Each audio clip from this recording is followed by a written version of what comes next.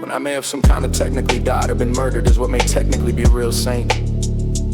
As I did go to any length to save my son before the you had ever even begun. As I didn't curse anyone on my way down before G with sounds coming out of me I never heard anyone make before. In that moment of collapse into the growl that I didn't feel, I went somewhere very big and empty, and I could be wrong with my interpretation. I was left with only my impression, perhaps that said this is heaven, it is empty, and that I sadly know why, and perhaps a long or quick pause. And remembered my son and family back there, and then I was back there with all the pain on the ground of being betrayed by the weight and weight of the whole corrupt world. Back living in a scenario not much different than Jesus, except I was the father and I couldn't save my son from what some say is the government, though it's really just you.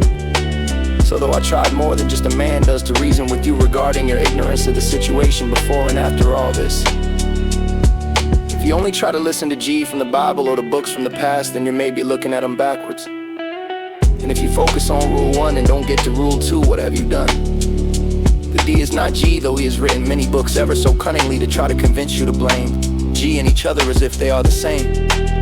Or as if G told the D to do this when he didn't. We all have free will, just many of us gave it up in submission, not to G or to real people, though to a fake idol God you call written law that you cannot even interpret much of yourself, yet swore to uphold as if it's God itself. How far out of time itself could you be? Why would you swear to uphold something you know is broken? You submitted yourselves to being nothing more than robots following written programs. Submission to G would have looked like, no, I'm not going to deny the parents the right to speak and care for their child in the first few minutes of peacefully arriving at a hospital for some support, though instead, in a false sense of urgency that comes from who? Hijacked legal guardianship from the loving, intelligent parents working under a covenant with G, who gave the power of the parents to strangers that imprisoned a young child away from their whole family for over a month as they hurt and abused him and made it so someone that was running around playing with joy in his heart could not stand or walk from drugs. Forced on him in higher doses than recommended, that is known to cause people to be bedridden and gasping to breathe. Though they threaten me that if I question anything they do, they will take the rest of my kids too.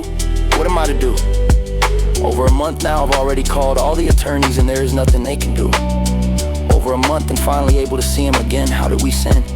Knowing all I know all along, like this isn't just a song. This happened, you could say, because you and your posse are uneducated on the citation and just paper pushing gossip work and know nothing about us personally, though we have zero past offense, zero charges. Why such a jump in assumptions, causing passive aggressive domestic terrorism to your peaceful abiding citizens?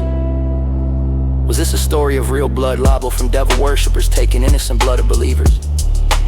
I don't think we are all the same, just like I don't think G and D are the same. I think G is good and I think you can be good because you were actually created in the image of goodness. Then at least some got sort of stained with wickedness along the way that can perhaps only be removed like this with the living word that was with Jesus and many others, though there hasn't been one like this in a while. From a real pastor, as it's not exactly on the surface and you don't exactly see what you do to others from the eternal perspective of what you have done to me and mine, for one example, who's by his Avadims.